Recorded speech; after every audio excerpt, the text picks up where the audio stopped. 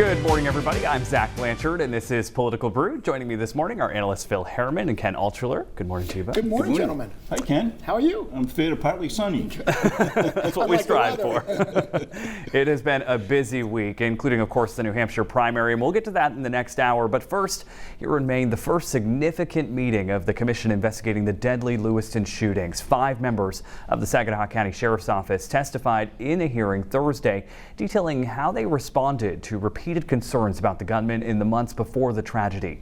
The sheriff and deputies involved stand by that they did all they could, despite never utilizing the state's yellow flag laws to take his guns. He had liberty. He had liberties at that time. And we have rules and laws we have to follow. And, you know, through the lens of May 3rd, I truly believe I took the best course of action to get him on the right path he needs to be on. Ken, I want to start with you. This is obviously just the start of the commission's work here, but how key will this testimony be to any future legislation that they suggest? I think they'll ignore it. I think the sheriffs protect their departments. I expect them to say that. I couldn't disagree with them more.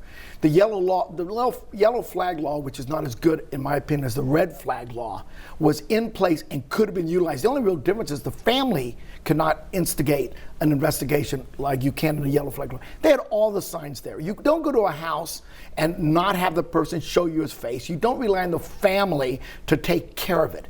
You're a police officer, he's got guns, he's known to be deteriorating, you do something. So this is not going to change the commission's opinion in any way, in my opinion. Phil? You know, I don't disagree with Ken. I think the Sheriff's Department, you know, they followed the steps and the procedures as was outlined in the testimony. What they didn't do was be persistent and get face to face with Robert Card, and thus the tragedy unfolded. I would also mention, you know, the yellow flag law since this incident has been used like 30-something times since then to make sure this doesn't get repeated. Well, the defense was it's cumbersome to do that process. Well, yes. Well, they've done it 30 times since. So how cumbersome can it be? And when people's lives are at stake, that's your law enforcement. You go through the steps and you're paid to do that. You go on vacation because you think everything's okay. No, I don't buy this at all. I'm sorry, I just don't. Many of them reference that there isn't a red flag law in Maine, perhaps implying that the yellow flag law isn't enough. Do you agree, Phil? Well, I don't, because they've used it 30 times since. So it's been effective since this happened. Why wasn't it effective before this happened? The red flag law does allow police to initiate the process, or I'm sorry, the family members to. The difference is in a red flag law, the family can say, we need your help here. Not with the yellow flag law. Red flag law is faster and more efficient. I support it. I always have supported. The yellow flag law was a compromise. I think we need to go to the red flag law. I really do. All right, this comes as this week Governor Janet Mills will be giving her State of the State address, where she's likely to have to address the commission, the shootings and guns, as well as other big topics like affordable housing and, of course, the budget. The governor's office says she's taking a different 2-part approach, though, this time around. One part in writing Tuesday morning about legislation and the budget. The other will be that speech focused on the crises we've faced, like Lewiston and severe weather. Phil, what do you think of this approach? It's unique. I had the opportunity to sit through 8 of those as a state senator, and it's a solemn occasion. The legislature and the judiciary all gathered to listen to the governor put forward a vision of the future of the state. To put some of it in writing and some of it in a speech is unique. I'm curious to see how this all is received by legislators and we the people. Yeah, and Ken, what does she have to talk about here? Well, the preliminary stuff, the budget and that kind of stuff, let's be honest, it's fairly boring to the layperson, no doubt about it. I see a lot of people falling asleep in the audience, Phil. So I think it's smart for her to do that. You lay out your vision for the future, who are you speaking to? You're not really speaking to Mainers. The emotional aspect of Lewiston, that is what she needs to address. That's what people want to hear. That's what her job is as governor of the state of Maine. She doesn't always show a lot of emotion. This is her opportunity to do so and not be bogged down by the more mundane issues such as legislation and budget. All right, and speaking of budget, a unique group of state employees is calling for more money to support their work. Victim advocates who provide services to those impacted by crimes navigate the process held a press conference in Augusta this week in support of a bill to set aside $6 million in state money for victim services through 2025. In most states, federal funding is supplemented by state funds for these services, but that's not the case here in Maine. Here's what Representative Nina Milliken had to say about why this is so critical. No matter where a person is in their journey of survival, there is currently an advocate in Maine happy to hold their hands and support their recovery. For thousands of survivors, the bottoms would fall out if these services were cut. We cannot let that happen. If the bill doesn't pass, advocates say it could lead to the closure of emergency victim housing services and cut legal support. Ken, I'll talk to the attorney at the table here. Is this likely to pass, and should it? I think it is likely to pass. I think it's a good bipartisan bill. I think it will pass. You can't just rely on federal money. This is the best use of tax money. We often talk about Republicans or Democrats, if they want, one likes taxes, one doesn't. The point is, how do we want our taxes used? This is money back to our citizens, vital money back to our citizens, to those most in need of it. I think it's a no-brainer. I think it'll pass easily, and I think it should pass as well. Bill? Well, in a rare act of bipartisanship, I'll just say ditto. And oh, by the way, we actually have money in reserves to pay for this. Sounds good. On the local level, we've talked a lot about efforts by conservatives to ban books in schools, but in one town, they're now aiming to take on the local public library. Leaders in Lebanon say they're withholding funding until the public librarian gives them a list of books for the year they can first approve. Phil, the state librarian says this has never happened in any town or city in the state. Is it necessary? No. I compliment CENTER Maine for covering this story as they have. I served on the town council in Yarmouth. Never once did I, going through the budget, want to get into that level of minutia. And I think the fact that we're talking about it on the political brew is probably going to help the Lebanon City Council to move on. Ken? In another rare moment of agreement, this is insane. City councilors are not elected to approve literature. Librarians are trained in this. Now, I know that there's this big push that what are our children reading, what's available to them. I guarantee you a child can get almost any reading material they want on their own. They don't need to worry about what a librarian in Lebanon is selecting on the shelves. This is silly and stupid, and good for you, Phil. We're going to leave it there and take a quick break. The Weekend Morning Report is back right after this.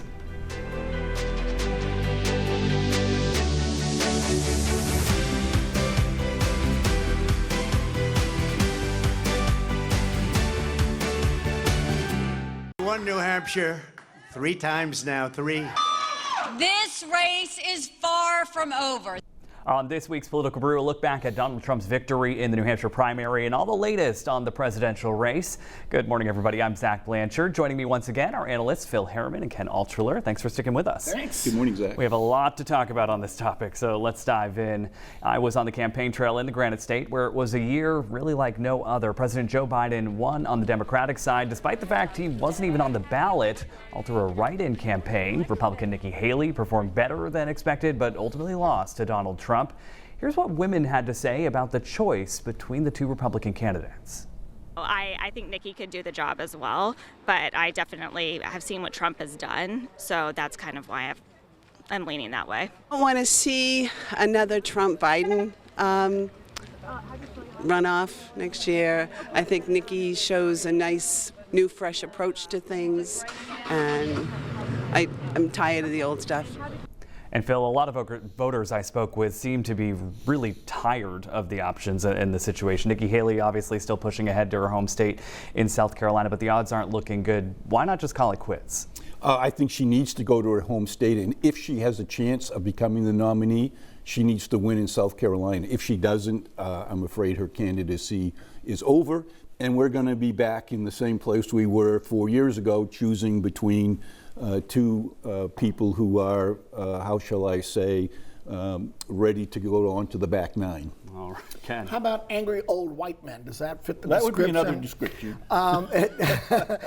Nikki Haley is not going to win South Carolina, and if she did, it wouldn't make any difference at all. She has no path to the nomination. But please stay in the race, Nikki, because somebody needs to go after Donald Trump for a Democratic perspective. Although I don't think that's going to matter a whole lot either. Who in the right mind still wants Donald Trump and Joe Biden as the two candidates for president? I mean, what is wrong with us that we can't get anybody young, innovative, new ideas, new fresh blood? It's very disturbing and distressing, and I feel bad because I think the young people are going to stay home, not vote. I think minorities are going to stay home and not vote because they're tired of the candidates we're putting forward. But she's not going to get the nomination, but I want her to stay in just for the purposes of helping Biden somewhat. But in her speech on Tuesday night, she said that she is ready to go all the way to Super Tuesday when Maine would vote. You really think she has the money and the wherewithal to make it to that point? I think she has donors. I think she's not. Originally, we thought she was running for vice president. That's out of the picture. That's not going to happen. No. She may decide if she goes to the convention that somehow she'll get the vice presidential nod, but I don't think she wants it. If she wants to run in 2028, it may be too late for that too, because of course Donald Trump will appoint his heir apparent unless he tries to run for a third term. Phil, that's not going to happen. I think it's clear as we speak on Sunday morning that Nikki Haley's biggest challenge going forward is keeping her donor support, and I have a feeling that's probably starting to melt away. Yeah. When it comes to Trump's ballot eligibility here in Maine, the state's highest court will not weigh in on the issue. Justices dismissed an appeal of a Superior Court ruling from Secretary of State Shenna Bellows this week, meaning it will all be up to the U.S. Supreme Court and its ruling on a case out of Colorado. Last month, Bellows disqualified Trump from being on the ballot because of his role in the January 6th Capitol riots, citing the 14th Amendment. Ken, the Secretary of State now saying she's looking forward to what the Supreme Court has to say. Do you think she's just covering her bases here? Sure. And we all knew, Phil and I, when we were on WCSH, when the Bellows decision came out, we both said, Supreme Court's going to decide this. The Maine Supreme Court did what was expected, kicked the can down the road. Why decide it before you have to? And I'm even questioning whether or not the state should be getting involved in this at this level, because let the Supreme Court rule on the Colorado situation. That'll tell Maine what to do. So yes, she's covering her bases. She thinks she did what was the right thing to do under the law. That could be questioned, but the Supreme Court's going to make this decision. Maybe not in time for the Maine primary, but certainly in February they're going to hear arguments. Bill? I think Shenna had to go through the steps that she's taken. She initiated this, attention and had to take all of the procedural steps to bring it to the place where we are now, which is we're going to wait for the Supreme Court. All right. Republican Senator Susan Collins does not plan to back former President Donald Trump. She told reporters in Washington this week she is glad Nikki Haley is still in the race, but didn't endorse her. In her comments, she seemed to acknowledge some Republicans are still looking for that Trump alternative that we've been talking about. Ken, are you surprised she spoke out like this? I actually am. I'm glad she did. She doesn't have to say anything. It doesn't surprise me. She voted to impeach him. She voted to convict him of the impeachment. So how do you endorse him? Doesn't mean she won't eventually do it.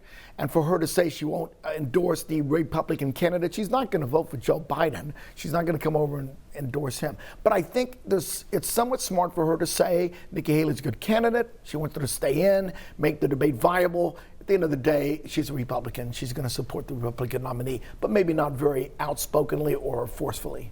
But would she actually vote for him? I bet she would. She's got to vote for. I disagree with you. Do you? I don't think she'll say it, but I don't think she'd vote for it. I think, first of all, she's been consistent about her lack of support for Donald Trump. I'm glad she's encouraging Nikki Haley to continue on, but she's doing it at some political acid indigestion, if you will, because the 2nd District in Maine still has a strong support for Donald Trump, and those are her voters as well. But she's not up for re-election right now, so nobody's going to remember this when the time comes if she runs another term. Right. As for President Biden, a big endorsement under his belt from the United Auto Workers Union. The union's president even went so far as to call Trump a scab. Biden telling UAW members at a rally this week that as long as he's president, working people are going to get their fair share. I kept my commitment to be the most pro-union president ever. I'm proud you have my back. Let me just say I'm honored to have your back and you have mine. That's the deal. The UAW is, of course, based in Michigan, where Trump won back in 2016. The union saying that at the time, 1 in 4 of its members likely voted for him. Phil, does that make this endorsement surprising?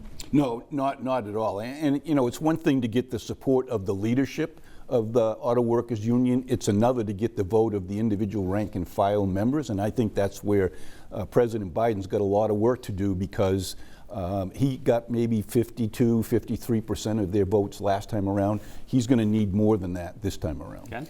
I've always said it's better to get endorsements than not, and they mean nothing. The rank and file, as Phil said, they're not going to care what their leaders tell them to do. They're going to vote for Trump because they're blue-collar workers, and that's his base. So, yes, better to have it than not, but totally meaningless in the election. And it feels good, but that's all it does. All right, let's wrap things up with winners, losers. Ken, you're first. So the losers first, I believe, are the Republican Party. I believe that their continued support of somebody who has 91 felony charges against them, who in my opinion absolutely instigated an insurrection and are hanging their hat on this horse, are really doing a disservice to the country. And I really feel strongly. I'm not a big fan of Joe Biden. I'd like a younger person running, but at least he's not have 91 charges of felonies against him.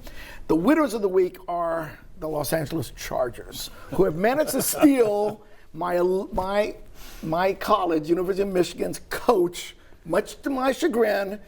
Congratulations to them. I feel very bad about it. I almost called Michigan the losers, but I can't do that. I can't top either of those. My loser of the week is the way the coach at Falmouth High School football team has been handled. That never should have gone down through the public petition process by students. This is a man who gave pretty much his coaching career to the program, and should have been handled much differently. My winner of the week are the 10 Maine restaurants that are semi-finalists for the James Beard Award. How'd you like that? I like that. You I'm could have hungry. said something about Jim Harbaugh. I mean, That's going to do it for this week's Political Brew. Thanks, Ken and Phil. Remember to catch Meet the Press with Kristen Welker coming up at 9. The Morning Report is back right after this.